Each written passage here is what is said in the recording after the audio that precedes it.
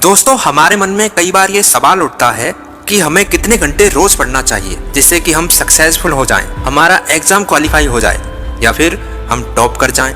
कई बार हम time table बनाते भी हैं कि इतने घंटे ये सब्जेक्ट पढ़ना है, फिर इतने घंटे सोना है, इतने घंटे घूमना है और इसे दीवार पर चिपका देते हैं और फिर इसी रूटीन को फॉलो करने लग जाते हैं। फिर होता क्या है, 3-4 दिन बाद यह रूटीन टूट जाता है और फिर हम इसे उखाड़ कर फेंक देते हैं। दोस्तों, अब सवाल ये उठता है कि क्या थोड़े से टाइम में ही 3-4 घंटे पढ़कर ही टॉप किया जा सकता है? ऐसी कौन सी मिस्टेक हैं जिनकी वजह से हम टॉप नहीं कर पाते? तो आज ऐसी 4 मिस्टेक जान लीजिए जिसकी वजह से आप टॉप नहीं कर पाते हैं।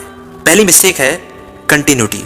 दोस्तों, कुछ लोग क्या करते हैं, हफ्ते में 4 दिन पढ़ते हैं, फिर 3 दिन आराम करते हैं, फिर 3-4 दिन पढ़ते हैं, फिर 3 दिन का रेस्ट लेते हैं और इस हिसाब से महीने में लगभग 10 से 15 दिन ही पढ़ते हैं।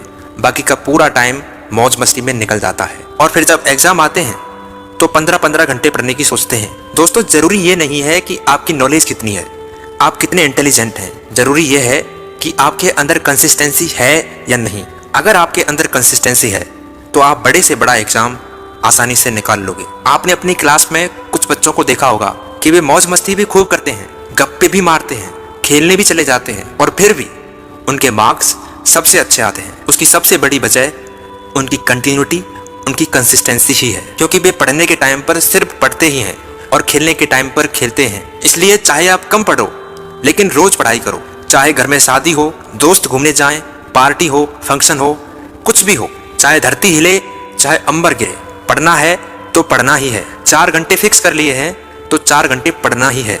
हमारी दूसरी मिस्टेक है कंसंट्रेशन, एकाग्रता।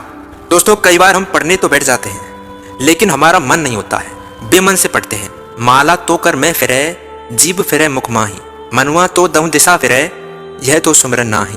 फोन पर एक नोटिफिकेशन आया, आधा घंटा खराब हो गया। दोस्त का कॉल आया, 15 मिनट निकल गई। बोर हो रहे हो, मोबाइल खोल लिया, रील्स देख रहे हैं। 2 घंटे कब निकल गए पता ही नहीं चला। आपने कभी शेर को देखा है? उसको गौर से देखिए, बिल्कुल शांत रहता है। उसे जब शिकार करना होता है तो दबे पांव जाता है। उस वक्त उसकी एकाग्रता को देखिए, उसकी कंसंट्रेशन को देखिए। उसे शिकार के अलावा कुछ दिखता ही नहीं है, क्योंकि उसको पता है कि जैसे ही मैंने ध्यान भटकाया शिकार हाथ से निकल जाएगा और फिर दूसरा शिकार पकड़ने के लिए मुझे उतनी ही मेहनत दोबारा करनी पड़ेगी। ठीक ऐसा ही पढ़ाई में भी होता है। आपने एक पेज पढ़ा, फिर 15 मिनट फोन चला लिए। अब फोन चलाने के बाद दोबारा पढ़ाई करने के लिए आपको उस पेज को दोबारा से ही पढ़ना पड़ेगा।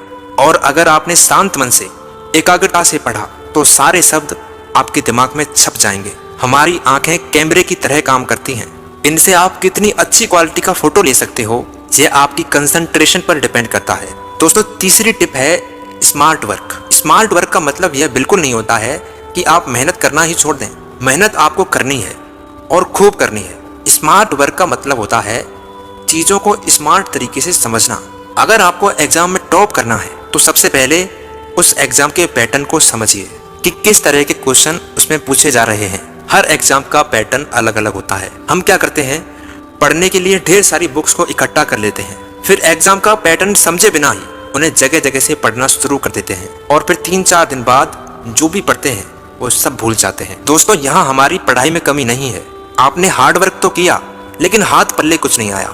जब हम कंप्यूटर में बहुत सारी विंडोज खोल देते हैं तो क्या होता है, कंप्यूटर का प्रोसेसर धीरे धीरे स्लो हो जाता है, वो ठीक से काम नहीं कर पाता है। इसलिए अगर आप चाहते हैं कि हमारा दिमाग भी फास्ट तरीके से काम करे तो कोशिश कीजिए कि विंडोज कम रखो और फोकस ज्यादा रखो। इसका सबसे अच्छा तरीका है कि आप अपने हाथ से लिखे हुए हैंड रिटन नोट्स बनाइए और उन्हें एक जगह रखो। दोस्तों, जब हम किसी चीज को हाथ से लिखते हैं तो हमारी कंसंट्रेशन पावर 10 टाइम्स बढ़ जाती है। अगली बार जब आप उसे पढ़ेंगे तो आपको कम टाइम देना पड़ेगा, जल्दी याद हो जाएगा, जिससे आप अपना टाइम बचा सकते हैं। दोस्तों, हमारी लास्ट टिप है मोर एंड मोर प्रैक्टिस। आपने खाना तो खा लिया लेकिन आप उसे पचा नहीं पा रहे तो फिर उसका कोई फायदा नहीं होगा, क्योंकि जब तक खाना पचेगा नहीं वह हमारे शरीर के किसी काम नहीं आएगा। इसलिए दिन का थोड़ा टाइम ही सही लेकिन आप अपनी प्रैक्टिस के लिए जरूर निकालिए। MCQ सॉल्व करिए, क्वेश्चंस निकालिए, दोस्तों के साथ डिस्कशन कीजिए, अभ्यास जरूर करिए। कहते हैं कि करत करत अभ्यास के जड़ मत होत सुजान, रस्सी आबत जात ते सिल पर परत निशान।